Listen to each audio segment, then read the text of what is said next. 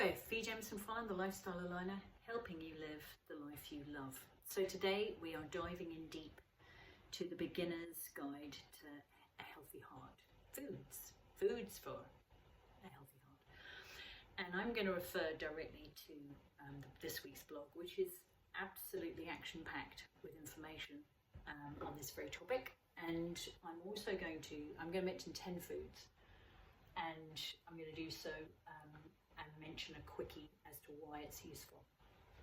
And so you'll find most of these are plant-based, and there's a plant-based alternative to the first one, which we're going to talk about, which is fatty fish.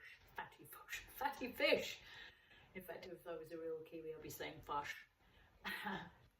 Born a Kiwi, and I'm not. I'm a Brit. If you haven't picked it up already, if you don't already know me.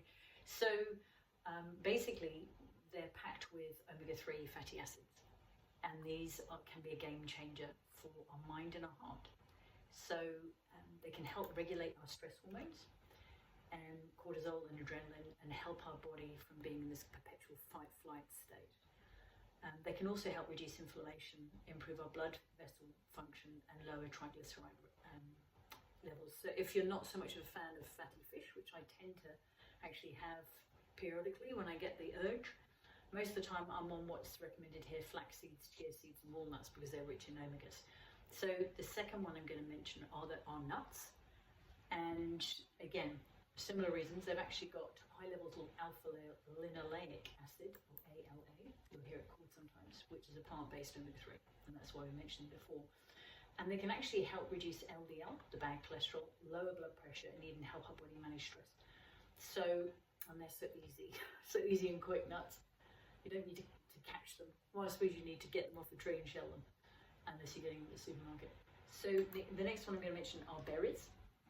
And these are actually, many of these foods have become my favourites through a decision more than anything, because I want to look after my health, and I'm sure you already know my health story.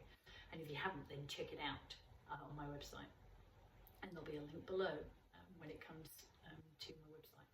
So in particular, blueberries, strawberries, raspberries, and they've got the proanthocyanidins in them, which are very helpful for combating the oxidative stress, which is when our cells get damaged, and we really don't want our heart cells to get damaged. We want them to be healthy, and it's that key player in heart disease.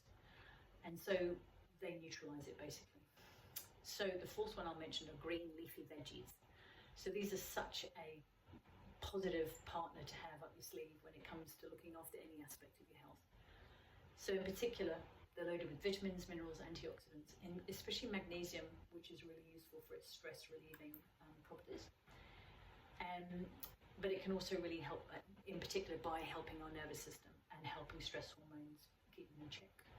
And they're rich in nitrates, which can help improve our blood flow and lower blood pressure.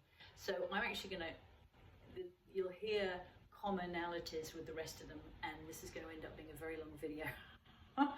So I'm going to whistle through the last 5, which are whole grains. Who doesn't like a yummy bowl of, say, porridge or whatever or a gluten-free version, making sure it's a gluten-free oat.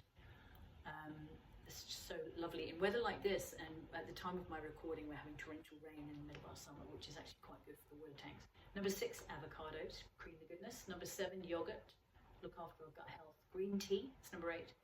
Number 9, dark chocolate, yes. High levels, high percentage of cacao is obviously ideal. 70% or more is what's been found to be useful, and citrus fruits.